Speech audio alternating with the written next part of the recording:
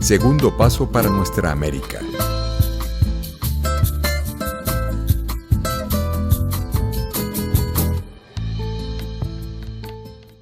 Bueno, muy buenas tardes aquí en Irán y seguramente mediodía por allí calculo, o mañana, ¿no? De mañana ya debe ser, o todavía no el mediodía. Muchas gracias a ti, Ramón Medero, a quienes han hecho posible el encuentro, a los profesores José Manuel y Fernando, mucho gusto. Bueno, yo voy a comenzar diciendo algunas cosas como disparadores, vamos a ver para dónde nos lleva la cuestión. Yo creo que podemos plantear el tema de la pandemia. La pandemia, sin duda, cuando se estudia en historia, la pandemia va a marcar un antes y un después a nivel mundial, porque es un fenómeno, justamente una pandemia que abarca Oriente y Occidente, ha modificado muchas reglas, muchas cuestiones en el mundo. Eh, y es una oportunidad, digamos así, es una crisis, una oportunidad, obliga a nuevos esfuerzos, a cambios, en las crisis se muestran cada uno como son, etc. Y quizás en la historia ha ocurrido, digamos, la relación que yo veo entre la pandemia, la crisis de la pandemia y la incertidumbre. eh, una de las aproximaciones podría ser esta, es decir, en el Renacimiento europeo, que tengo que enfatizar que es un fenómeno este de Renacimiento, este concepto de Renacimiento es puramente europeo, no tiene nada que ver a escala mundial. Los renacimientos en otras culturas fueron en otros tiempos, renacimientos, desarrollos, caídas, vueltas a renacer. Europa tiene su propia historia, de alguna manera la ha establecido o la ha pretendido establecer como una historia universal, que no lo es, y que en la medida que el epicentro del poder atlantista, europeísta, norteamericano vaya decayendo, se va a ver esto con mucho más claridad y facilidad. Hoy en día, por el dominio que se ha ejercido, se tiende a creer de que es un fenómeno universal. En el Renacimiento europeo, de alguna manera, fue un momento de incertidumbre que obligó a buscar nuevas estabilidades, nuevas certezas, nuevas creencias, y el hombre, bueno, la encontró o creyó encontrarla en el humanismo, en el concepto racional, en la aproximación racional de la realidad, etcétera, a partir de Descartes y todo el fenómeno que se vivió en Europa de la nueva filosofía, dejando atrás las concepciones religiosas y demás. Este fenómeno europeo, de alguna manera, marca una cuestión, y es que la incertidumbre, producto de una crisis, cuando es muy grande, de una crisis del sistema, de las creencias del sistema establecido, de los fundamentos de un sistema X, generan esa incertidumbre, esa duda, esa búsqueda, y esto delata una cuestión. Primero delata de que si nosotros unimos la incertidumbre a procesos de crisis, procesos de búsqueda, lo mismo que un científico en búsqueda de su teoría, digamos, lanza una hipótesis, también atraviesa necesariamente un momento de duda que se tiene que plantear, pero en definitiva la duda, la incertidumbre, unido a una crisis, ahora una crisis en busca de conocimientos más certeros en las ciencias o en una concepción del mundo general, es un fenómeno provisorio, es un fenómeno temporal, es un fenómeno es como el dolor, ¿viste? El dolor de muelas que me avisa de algo, y que me moviliza para diagnosticarlo, para curarlo, pero es un estado del cual uno busca salir, porque el estado natural parecería ser un estado de mayor certidumbre. Esto ocurre, por ejemplo, en los niños que viven una certidumbre, una tranquilidad que les permite vivir el aquí y el ahora, digamos, desconectados del futuro, del pasado, vivir muy el presente, una situación muy ligera de carga, pero que es una certidumbre dada, no es una certidumbre lograda a partir del propio esfuerzo, como es en la adultez. Por lo tanto, la incertidumbre aquí no sería un estado natural. Yo creo que la incertidumbre en la cultura europea, moderna, ilustrada, nos han enseñado como que si la incertidumbre fuera un estado, una suerte de estado ideal, digamos, de humildad, digamos, ¿no? La incertidumbre, nunca sabemos, nunca sabremos, el agnosticismo, la duda total. La certeza sería producto de una suerte de infantilismo, de una suerte de justamente de falta de madurez, de crecimiento. Yo creo que eso, para mí eso está cuestionado. En primer lugar, en la cultura islámica que hoy asoma en el horizonte mundial como sujeto a partir de esta gran revolución islámica que moviliza a todo el mundo islámico, que está en un momento muy importante de transformación en el mundo islámico, porque el mundo islámico está, por un lado, tenemos el mundo islámico colonizado, el mundo islámico europeizado, pensado desde Europa, poniendo como actores claves digamos, a sistemas o gobiernos que se dicen musulmanes, pero que básicamente la función es garantizar el coloniaje, garantizar el pillaje, garantizar el dominio europeo o atlantista o norteamericano en la región. Eso está en un momento de transformación y el mundo islámico está parándose sobre sus pies, está despertando, está viviendo un renacimiento y eso augura un fenómeno justamente de aporte a la cultura universal muy interesante. Lo mismo se puede decir de China, que después de 2 siglos despierta, porque hoy estaba escuchando una conferencia de Enrique Dussel donde dice cómo, digamos, China en realidad era la gran revolución industrial se hizo mucho antes en China que en Inglaterra. Y por lo tanto, China estaba muy desarrollada, Europa no tenía que venderle a los chinos, le copió muchas cosas y después se dijo haberlas inventado, como la imprenta, pero que no fue así. La ciencia, los números, sabemos el aporte islámico a Europa, y entonces también despierta el fenómeno chino, despierta el fenómeno ruso, y eso augura, a mi juicio, la caída del poder hegemónico europeo norteamericano, despierta un aporte muy variado, una riqueza muy variada, multiforme, multipolar y multidimensional, que creo que va a enriquecer mucho a la humanidad.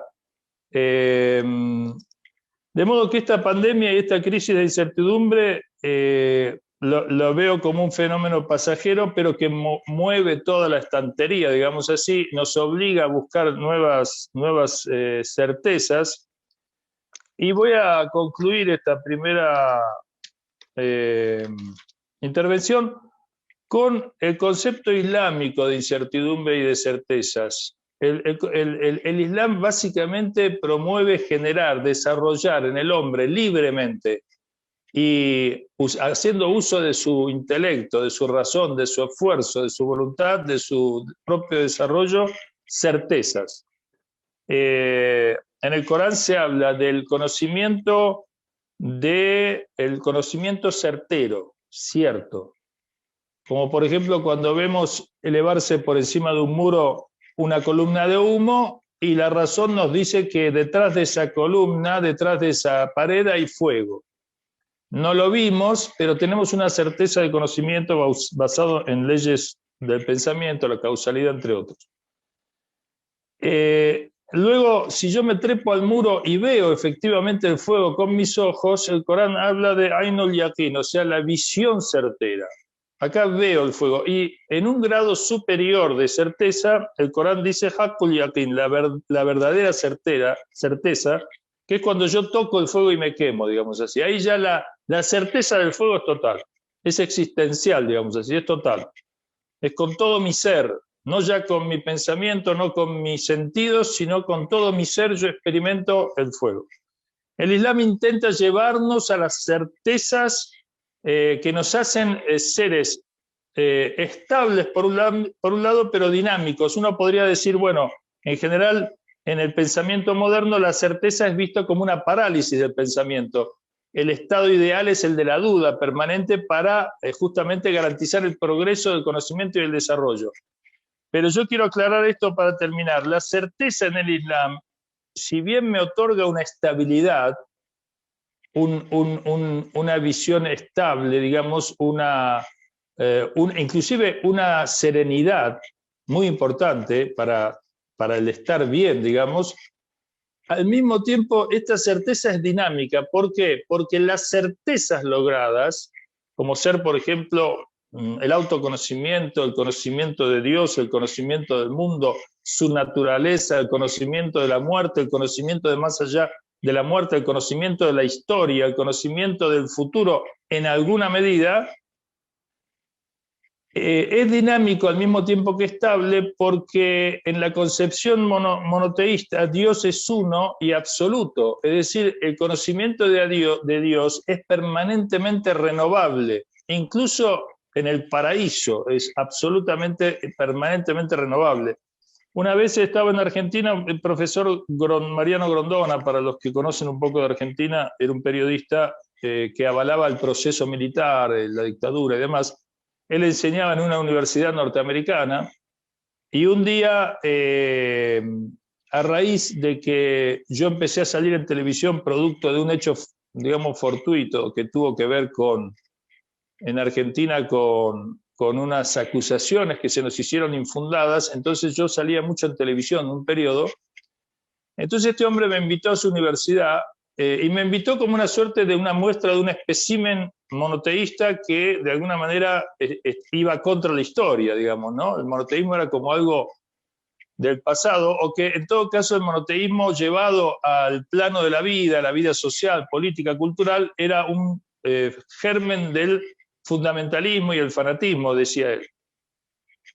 Entonces él me decía, y le decía a sus alumnos, en realidad yo después intervine, decía que el politeísmo está más cerca del concepto democrático, del pluralismo, mientras que el monoteísmo de alguna manera lleva en sí el germen del fanatismo, ¿no? Mi Dios es el verdadero y el tuyo o te sometes o, bueno, te elimino, ¿no?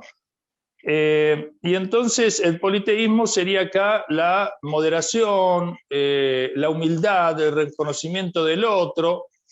Y bueno, yo intervine y le dije lo siguiente, yo le dije, es exactamente al revés. En el monoteísmo profético no hablo de lo que se instituyó como religiones monoteístas, que es otro análisis, otro tema.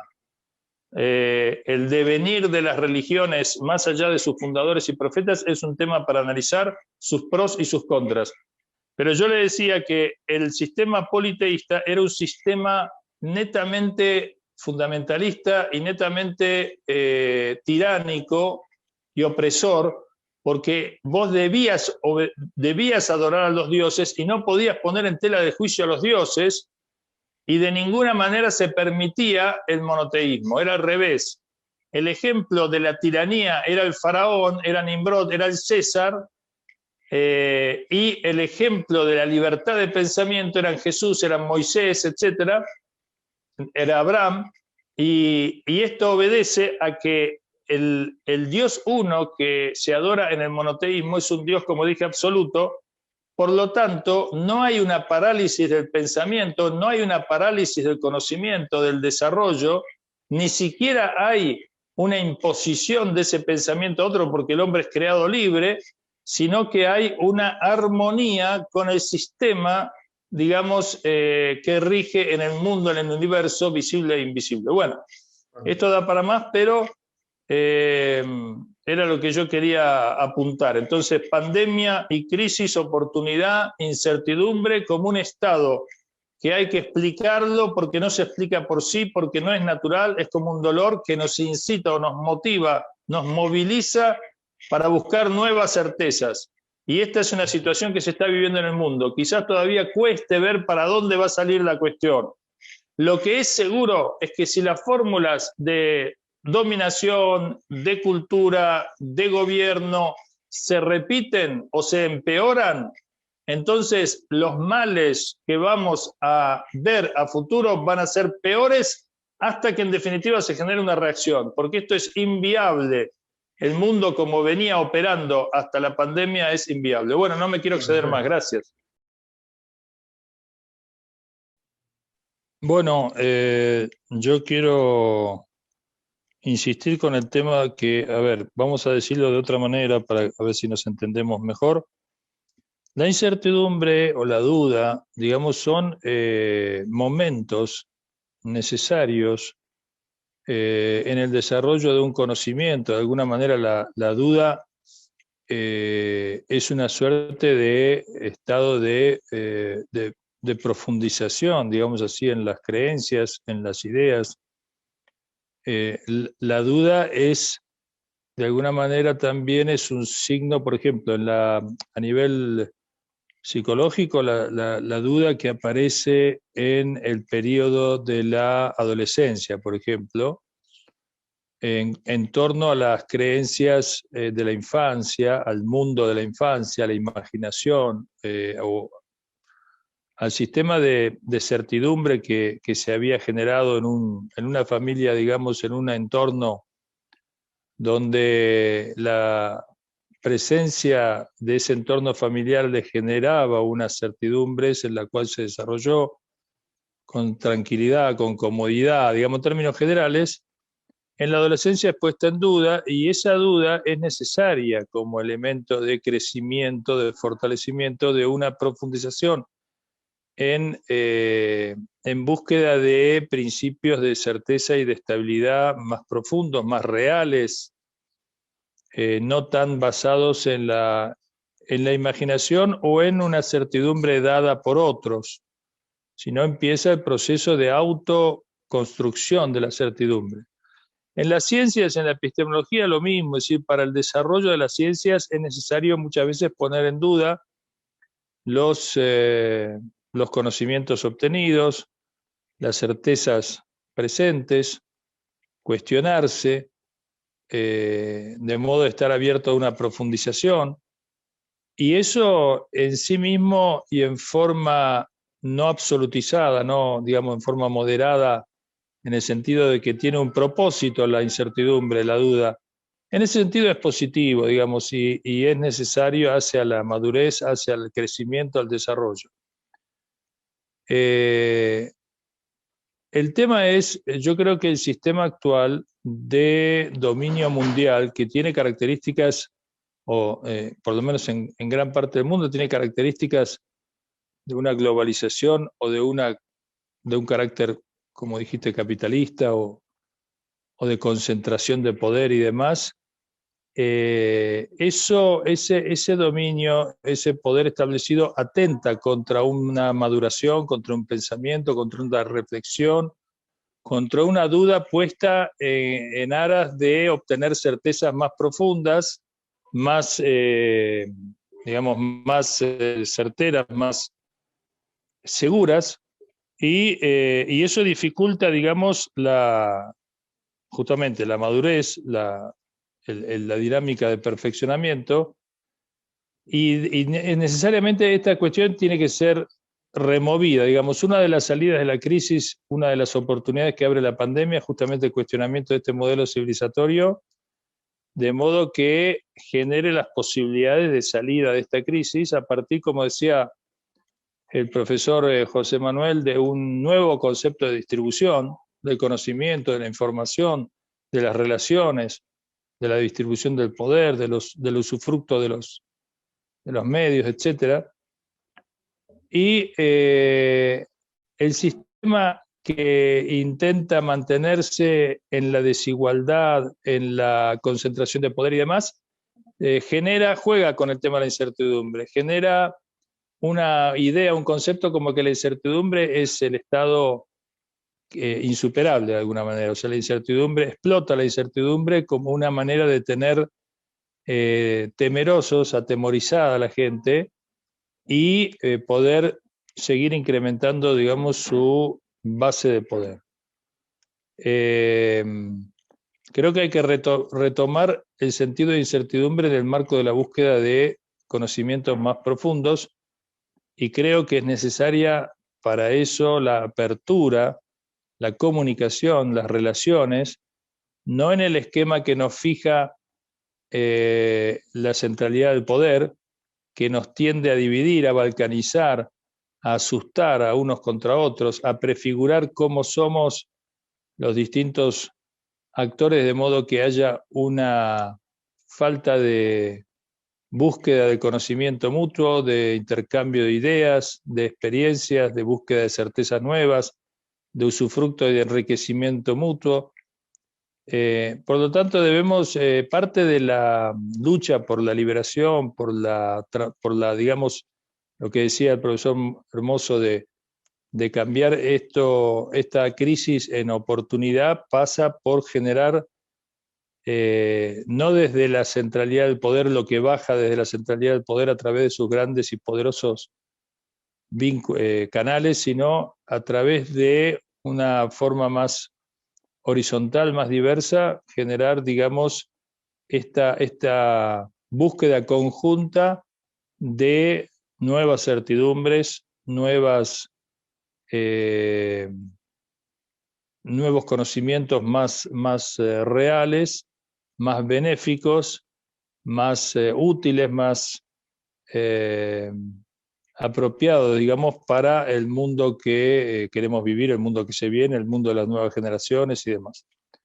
Así que, en definitiva, creo que, para resumir, hay una cuestión sobre la epistemología de la incertidumbre, una visión, si se quiere, positiva, como parte de un proceso de conocimiento epistemológico necesario, útil, que hace a ese propio crecimiento y profundización, y un aspecto negativo que es el instaurar la incertidumbre como regla, cosa que es absolutamente contra natura y que justamente hay que rechazar de plano eso,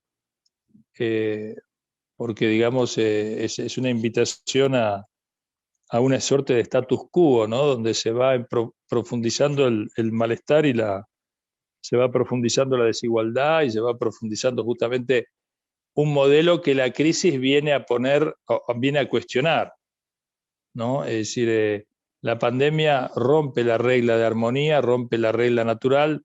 Nosotros, las pandemias históricas son momentáneas, duran años, pero no más allá.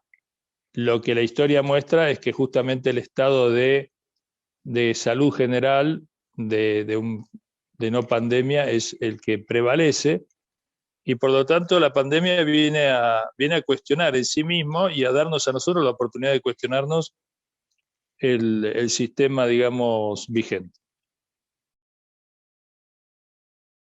Bueno, sí, en principio, una de las cuestiones de la incertidumbre, digamos, que se genera, ¿no? Que la pandemia agudiza, profundiza, muestra, evidencia, pero que no es únicamente producto de la pandemia, como bien se dijo acá. No es que estábamos en el mejor de los mundos y vino la pandemia, entonces es un paréntesis entre el bienestar de un antes y un después, sino que, como bien se dijo ya, la pandemia pone en evidencia un gran desorden, que además es uno de los elementos que sin duda provoca la pandemia, digamos, más allá de que sea adrede o producto de justamente ese desorden. No creo que sea una cuestión que ocurre independientemente del quehacer humano, como algo cíclico que, bueno, que cada tanto se da en el planeta y tocó de esta manera. Me parece que está, desde el punto de vista teológico, está claro que está necesariamente ligado al quehacer humano.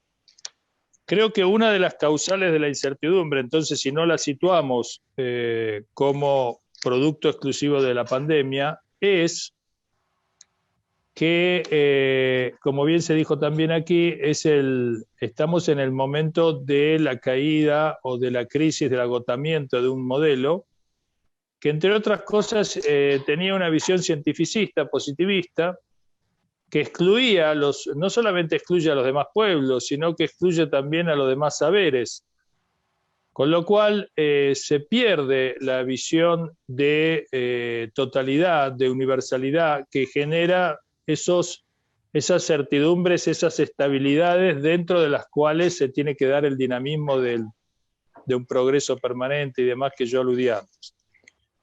Por ejemplo, concretamente, los conocimientos de los fines que básicamente de los cuales se ocupan la filosofía y la filosofía de un modo más elitista, meramente apelando al intelecto, a los pensadores, al pensamiento, que son una élite dentro de la sociedad, y la teología de modo más masivo, de un lenguaje más llano, más accesible, con su élite, pero también con una llegada producto del lenguaje profético a las masas. Estas dos ciencias que se ocupan de los fines últimos, de los principios y fines últimos, de las cuestiones de orden espiritual, moral, han sido dejadas de lado en el modelo de la ilustración y de la modernidad, que denuncia bien, como dijiste, Dussel. Y entonces, obviamente, eliminadas estas ciencias del campo de la comunicación, de la educación, de la cultura, y llevadas a un extremo marginal y totalmente y subjetivo, generan obviamente el campo para una gran incertidumbre. ¿Por qué? Porque las ciencias empíricas, las ciencias se dedican de lo fugaz, de lo material, de lo mundanal, de lo inestable por naturaleza, y no habría problema con ello, pero el problema surge a partir de que este cientificismo niega todo a otro saber, tildándolo de ignorancia, de no saber, de poesía, de fantasía, de mito. Entonces eso sin duda alguna abona a la incertidumbre.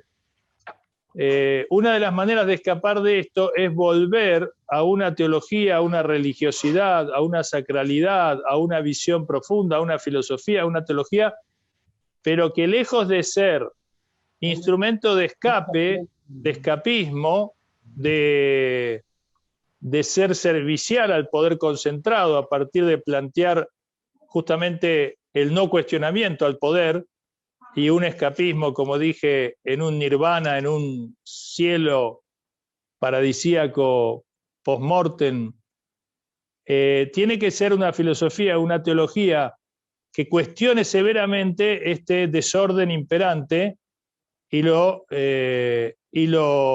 enfrente para sacarlo, para restarle su poder egoísta, inmoral, carente de espiritualidad, carente de vida, como se dijo también. Y bueno, y creo que en este sentido termino aludiendo a lo que pediste, Ramón, acerca de un pensamiento desde Latinoamérica. Latinoamérica yo creo que tiene grandes pros y grandes contras con respecto al rol que debe desempeñar en esta nueva propuesta mundial para salir de la crisis. Los desafíos que tiene América Latina, sin duda, es el estado de colonización y el estado de división que el coloniaje le impone, que hace que seamos una enorme variedad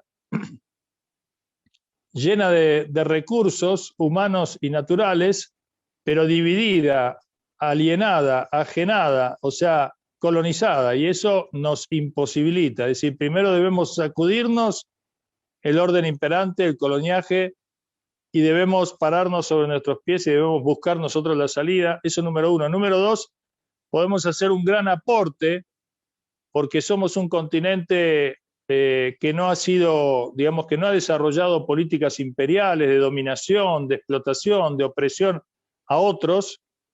Tenemos casos en el continente, obviamente, de todos estos males, pero no como conjunto, no como identidad, digamos, que nos unifique en esa dirección, como sí han tenido y padecido otros.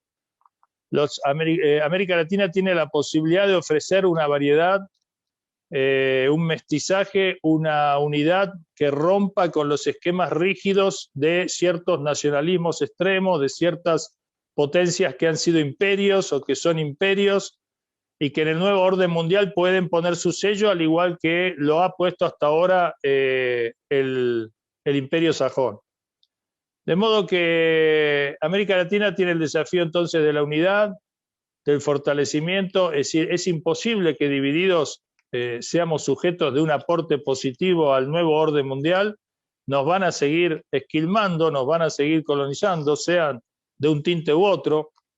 Y bueno, este es el gran desafío que tenemos nosotros. Y como dije antes y termino, la digamos, implementación del pensamiento teológico y filosófico de los pensamientos de los fines es un aporte que Latinoamérica, con su teología de la justicia, de la liberación, del cuestionamiento al poder, con su filosofía de esta índole, con sus experiencias de luchas en este sentido, puede sin duda, digamos, hacer un gran aporte, pero bueno, hay mucho trabajo por delante,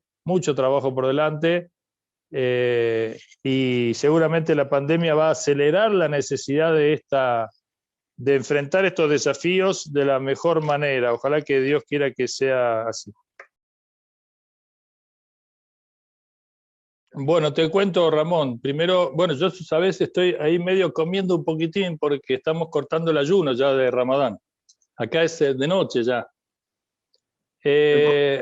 Gracias. Con respecto a tu cuestión, digamos, tu tema que planteas. Mira, yo creo que hace falta una ética de descolonización, una ética de volver sobre nosotros mismos, de búsqueda de independencia, de búsqueda de unidad, y esto conlleva sacrificios, conlleva una construcción espiritual. Es decir, la unidad es un tema muy complicado, muy complejo. El enemigo siempre está presto a inventar cualquier excusa para la desunión. No es fácil para Latinoamérica justamente por su gran diversidad que contiene. Y creo que en este sentido la religiosidad, la situación tan tremenda que vivimos en Latinoamérica, porque como bien dijo antes Giuliani, el profesor, nosotros ya estábamos en crisis, estábamos en una crisis muy larga, muy profunda, y la pandemia es una crisis dentro de la crisis. O sea, realmente es una situación. Vos también, Ramón, señalabas el privilegio que tenemos aquellos que, bueno, podemos trabajar desde la casa, digamos, podemos cumplir con la parte sanitaria y podemos cumplir de alguna manera con la parte económica, pero lo cierto es que un grueso de la población no puede hacerlo. Eso seguramente va a requerir una nueva ética que quizás hoy nos cuesta imaginar, una ética de la solidaridad como nunca se nos cruzó por la cabeza. De imperiosa necesidad, porque digamos, va a haber un reclamo por una parte de los sectores desfavorecidos, desesperados. Por otro lado, tiene que haber un cambio de mentalidad de nuestra parte, de aquellos que tenemos el privilegio de poder aguantar más. Hoy estaba pensando que todo lo suntuario, de alguna manera, en las crisis cae, ¿no? Imagínate los grandes espectáculos, los espectáculos deportivos multimillonarios, mucho turismo de placer, mucha cosa en torno a todo eso, toda una industria del turismo, toda una industria del deporte espectáculo, toda una industria del arte espectáculo, que bueno, que creativamente tendrán que buscar la fórmula, pero se va a hacer muy difícil el sostenimiento del tiempo, digamos, superar estas cuestiones y estas demandas. En América Latina tenemos el desafío de la ética de la unidad. Yo creo que la unidad, que es indispensable si queremos realmente adaptar la cantidad de recursos que tenemos con la voracidad de los poderes existentes en torno a la explotación de esos recursos, la necesidad de esos recursos, en torno al imperialismo y el hecho de que el imperialismo, bueno, hay una suerte de competencia que se está librando en Latinoamérica entre poderes que hace que Estados Unidos redoble su presencia militar en la zona. Y bueno, eso realmente son cargas muy pesadas para nuestros pueblos, y sin una ética profunda que realmente nos permita sobrellevar un grado de sacrificio muy grande, se va a hacer imposible, digamos, el salir. Tiene que haber una mística, tiene que haber una épica. Los países que están en lucha y enfrentamiento con el sistema, sobre todo países del tercer mundo, que es un poco lo que nos une con otros continentes, África y Asia, el proceso de liberación y de independencia y de soberanía y justamente de reinserción que los ha llevado a generar vínculos comunitarios muy fuertes, y eso los ha llevado a sobrellevar la pandemia con gran, digamos, dentro de todo, con gran éxito. Yo estoy en Irán, y el caso de Irán, hay una fuerte componente comunitario organizado para enfrentar la pandemia, de solidaridad, y hay también un elemento de desarrollo tecnológico científico independiente. Irán está con sus vacunas ya en fase 3, están en el momento en que los voluntarios se anuncia que para cada 20 días va a empezar la vacunación masiva con vacuna iraní. Y bueno, eso hace que estos países emergentes vayan que ya el tema de Irán ya es regional más que nacional, vaya a generar una salida más rápida y también una incidencia mayor en el nuevo orden mundial que se prefigura. América Latina debemos nosotros aprovechar esta situación de resquebrajamiento del poder mundial, como se dio en la Segunda Guerra Mundial, que fue el momento de auge de algunos poderes independientes, soberanos, nacionalistas, fuertes en nuestro continente.